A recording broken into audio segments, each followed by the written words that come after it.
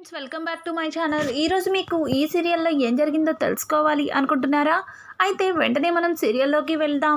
ఇంకా ఇంటి కోసం వెళ్ళిన అక్షయ్, అలాగే పార్వతి, ఇక భానుమతి ముగ్గురు కూడా అవని ఇంటి ముందు ఇల్లు వద్దని చెప్పి అక్కడి నుంచి వెళ్ళిపోవాలి అనుకుంటారు.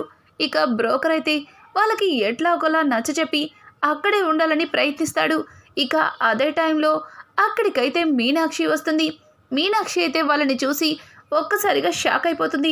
ఎందుకంటే మీనాక్షి అక్షయ్ అవని భర్త అని తనకి ముందుగానే తెలుసు కాబట్టి ఇంకా మీనాక్షి అయితే దగ్గరికి వెళ్ళి, బాబు మీరేంటి ఇక్కడున్నారు అని అడగడంతో ఇక మీనాక్షిని చూసిన భరత్ షాక్ అవుతూ, మీరెవరండి నన్ను చూసి అడుగుతున్నారు?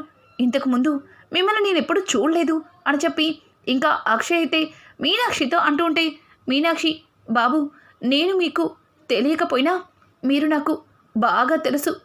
అవని బాగుందా అమ్మా అని అడగడంతో ఇక అక్షయ్ అయితే, ఓ ఇప్పుడు అర్థమైంది, మీరు అవని తాలూకానా?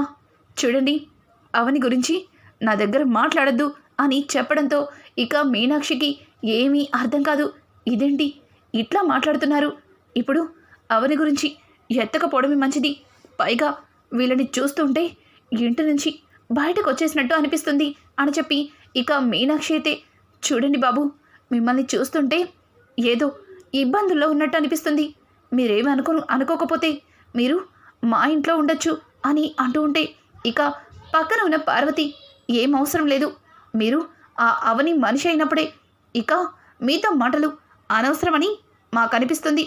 రే అక్షయ్ మనం మరొక దగ్గర ఇల్లు చూసుకుందాం అని అంటుంటే, అమ్మా అమ్మా ఆగండమ్మా, ఎందుకు ఆవేశపడుతున్నారు?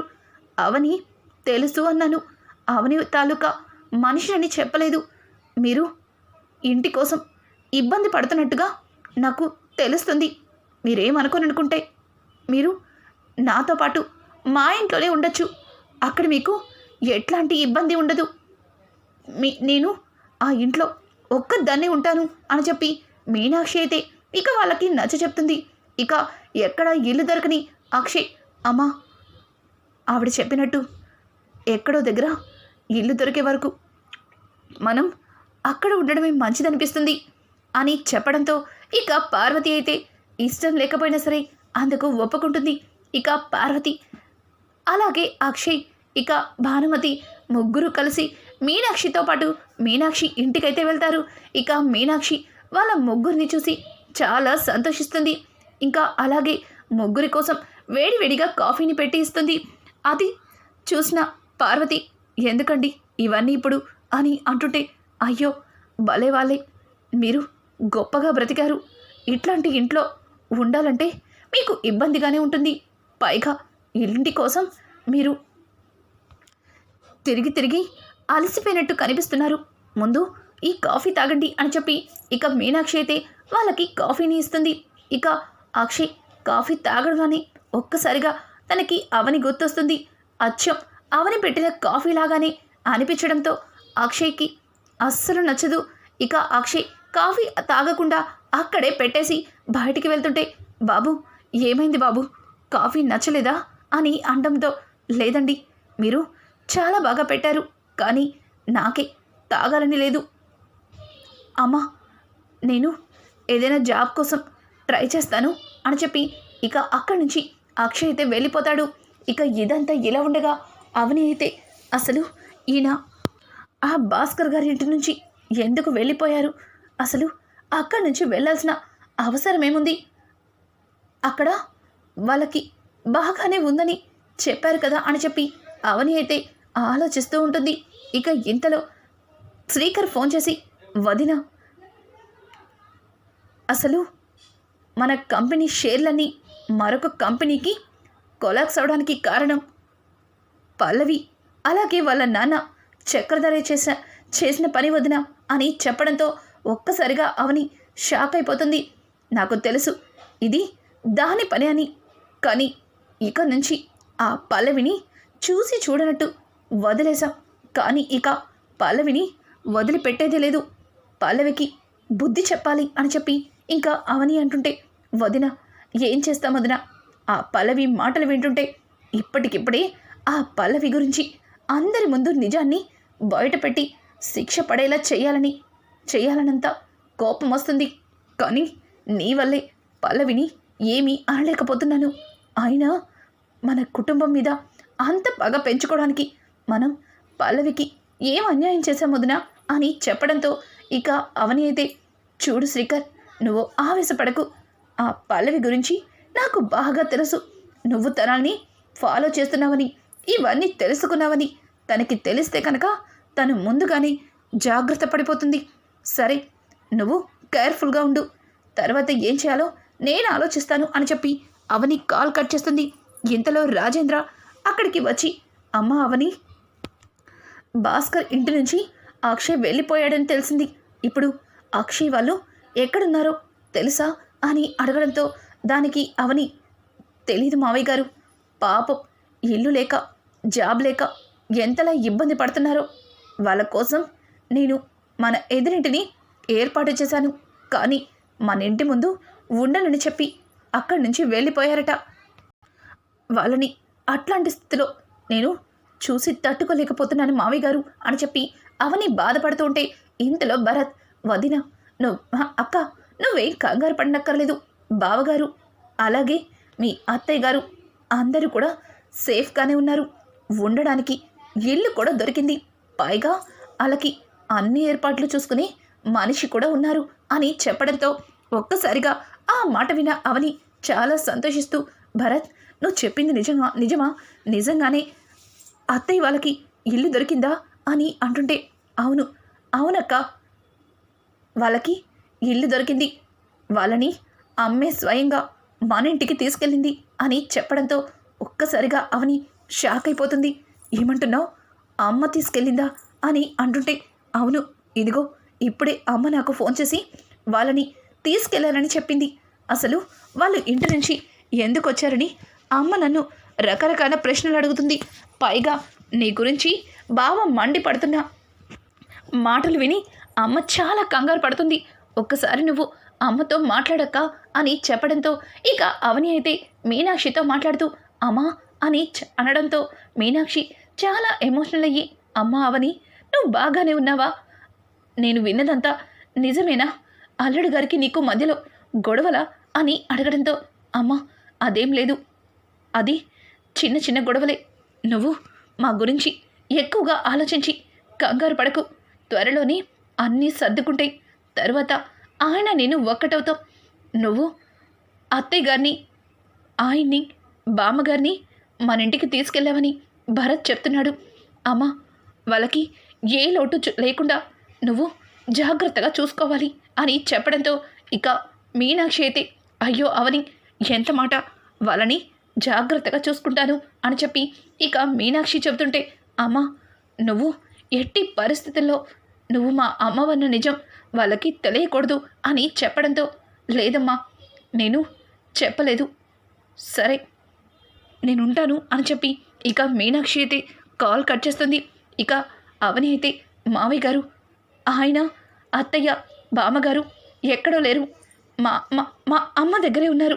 నాకు ఇప్పుడు చాలా సంతోషంగా ఉంది అని చెప్పి ఇక పల్లవి అయితే అవని అయితే తన మనసులో అనుకుంటూ ఉంటుంది.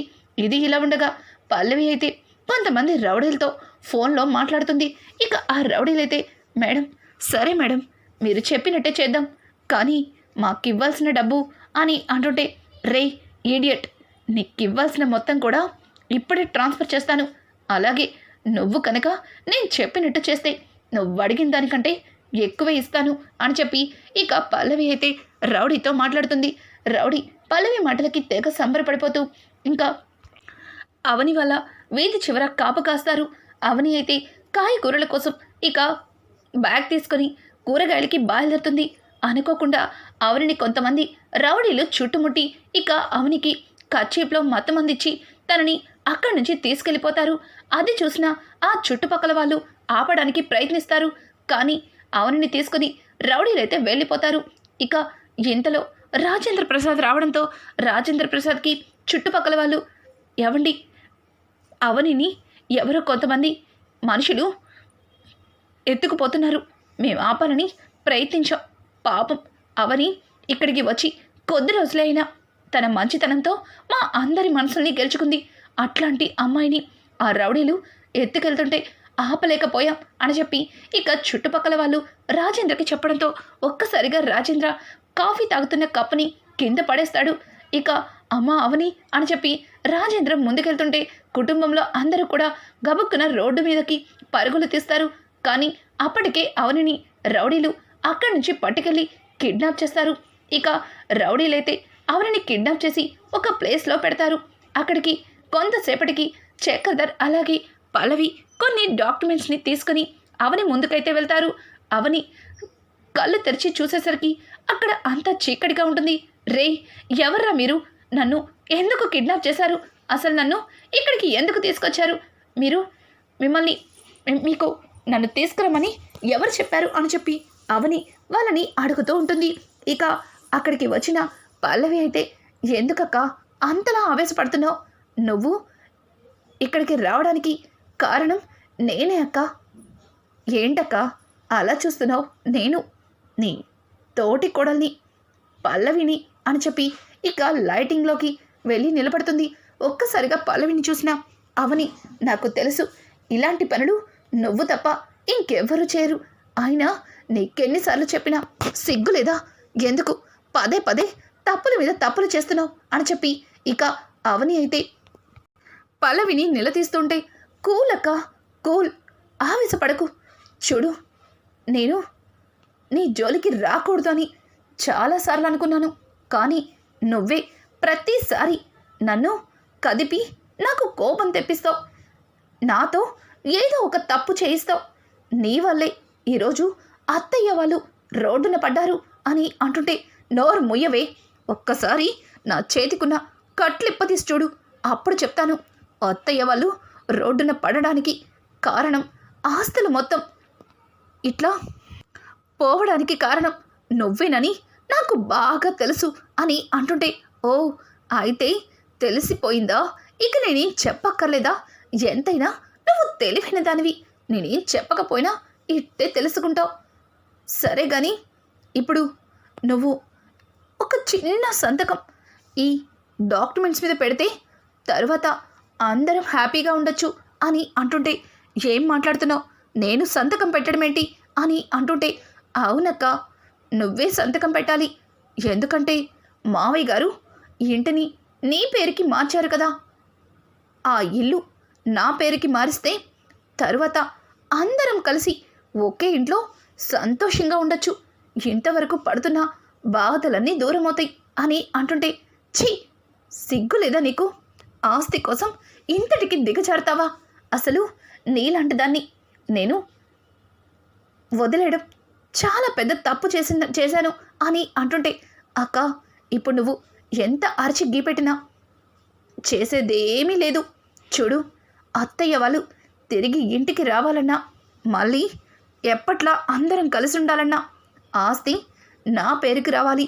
ఆ ఆస్తికి నేను యువరాణిని కావాలి.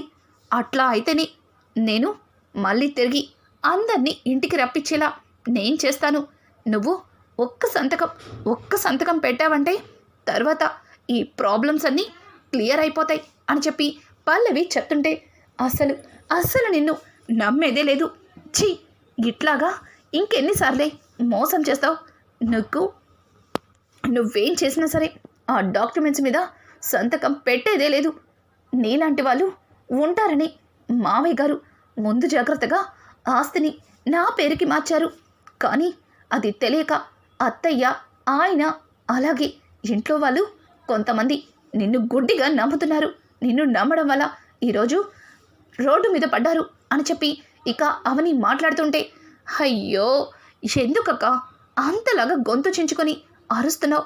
జస్ట్ ఒక్క సంతకం పెట్టావంటే రోడ్డున పడ్డవాళ్ళు మళ్ళీ ఇంటికి చేరుకుంటారు.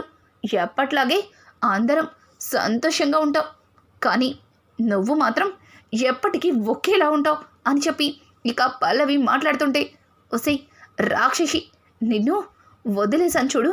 నేను ఎంత పెద్ద తప్పు చేశానో నాకు బాగా అర్థమవుతుంది. ఇక నిన్ను వదిలిపెట్టను అని అంటుంటే, చూడక్క, నువ్వు నన్ను ఏమీ చెయ్యలేవు. నీకు సెక్యూరిటీగా అదే మా గురించి అన్ని విషయాలు తెలుసుకోవాలి అనుకుని నీ ముద్దుల మరిది శ్రీకర్ని నా వెనుక ఫాలో చేయమని పంపించావు కదా, వాడిని వాడి పెళ్ళాన్ని ఇంకాసేపట్లో ఇంటి నుంచి బయటికి పంపించేస్తాను.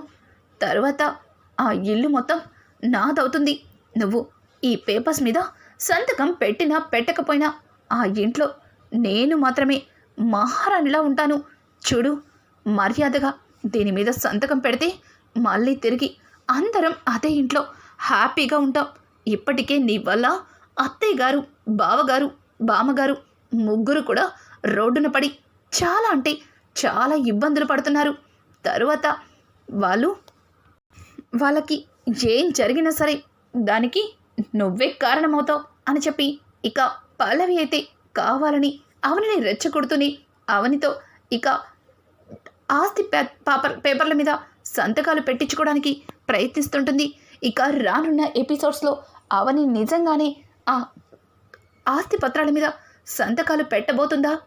ఇక పల్లవి బండారం ఎట్లా బయటపడబోతుంది?